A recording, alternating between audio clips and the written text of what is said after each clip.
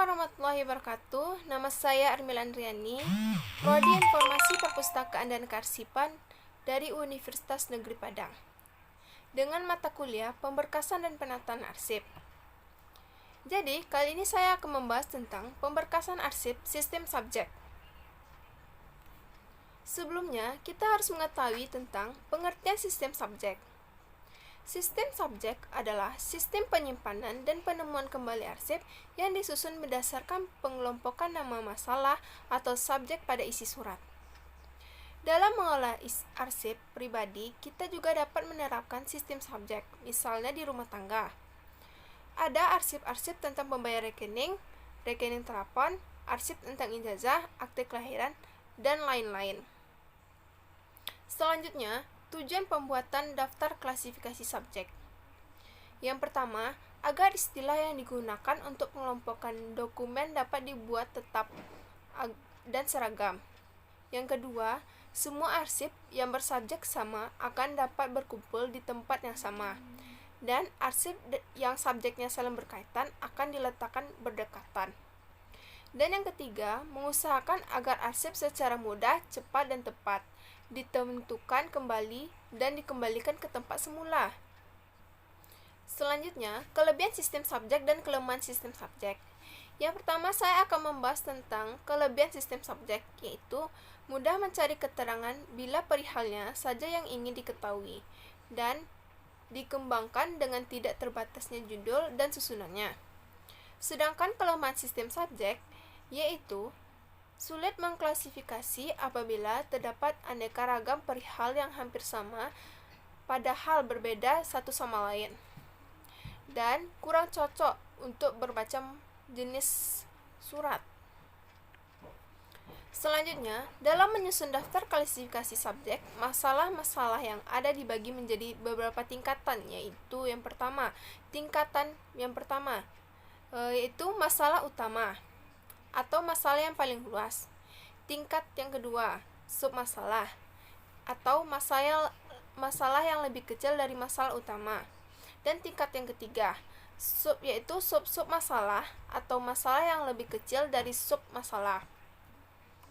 Dan inilah contoh dalam bentuk tabel masalah-masalah berdasarkan tingkatannya, yaitu terdapat dalam masalah utama, masalah, dan submasalah. Masalah utama terdapat KP kepegawaian, dan masalahnya terdapat cuti. Contoh submasalahnya ada terdapat cuti melahirkan, cuti sakit, cuti tahunan. Dan masalah yang kedua terdapat mutasi, itu submasalahnya kenaikan golongan, masa kerja, tunjangan keluarga, alih tugas, dan jabatan. Untuk instansi dan ruang lingkupnya yang luas, dapat menggunakan daftar klasifikasi subjek sampai 3 tingkatan atau lebih. Sedangkan instansi yang bidangnya kecil cukup menggunakan 1 atau 2 tingkatan saja.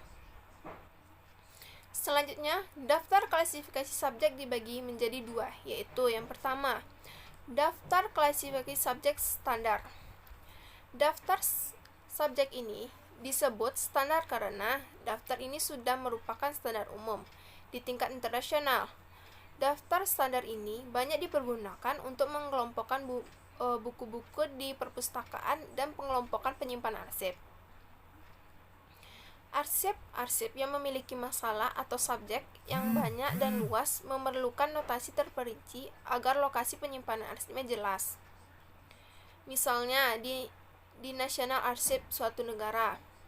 Alasan pemakaian standar penggunaan standar ini sangat sesuai dengan keperluan. Tetapi untuk suatu instansi yang menggunakan sistem subjek, penggunaan daftar standar ini kurang tepat karena setiap instansi memiliki kegiatan di bidang tertentu. Dan yang kedua, daftar klasifikasi subjek buatan sendiri. Cara yang terbaik dalam penyimpanan arsip yang mempergunakan sistem subjek ini adalah mempergunakan daftar klasifikasi subjek buatan sendiri. Hal ini disebabkan oleh kebutuhan, fungsi, dan tugas setiap kantor tidaklah sama. Daftar buatan sendiri lebih cocok dengan kebutuhan dan tujuan kantor masing-masing. Selanjutnya, cara membuat daftar klasifikasi. Yang pertama, cara yang paling sederhana membuat daftar subjek adalah dengan cara mencatat setiap isi atau perihal surat yang diterima secara persatu-satu di dalam suatu buku. Daftar ini kemudian disusun menurut abjad. Beberapa istilah yang sama cukup diambil satu untuk dimasukkan dalam daftar. Dan yang kedua, dengan mengumpulkan semua masalah yang ada pada seluruh instansi.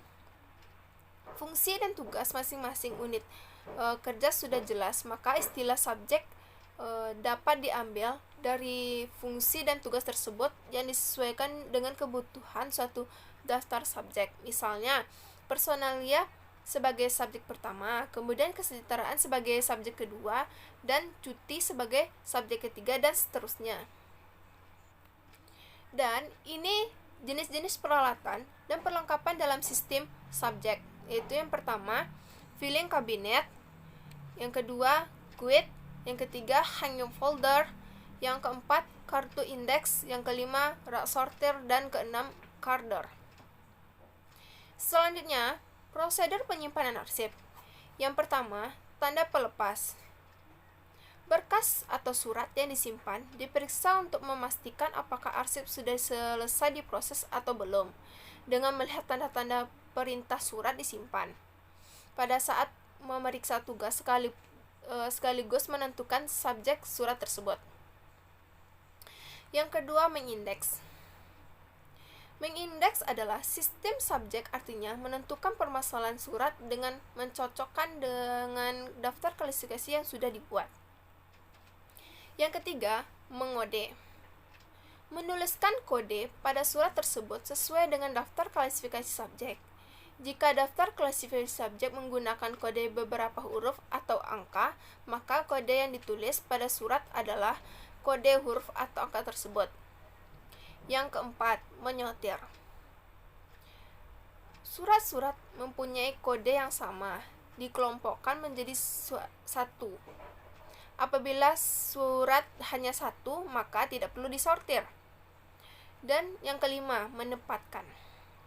Surat-surat ditempatkan sesuai dengan kode surat dan kode tempat penyimpanan. Selanjutnya, prosedur penemuan kembali arsip.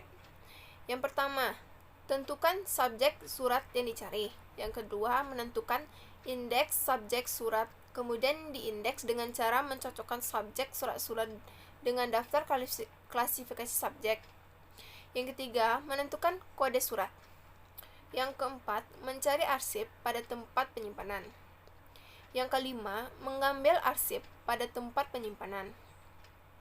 Yang keenam, mengambil arsip jika memang benar arsip yang dicari.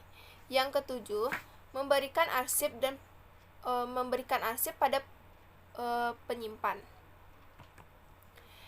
Baiklah, sampai di sini dulu penyampaian materi yang telah saya sampaikan. Bila terjadi kesalahan ucapan, saya mohon maaf dan terima kasih. Dan jangan lupa like, komen,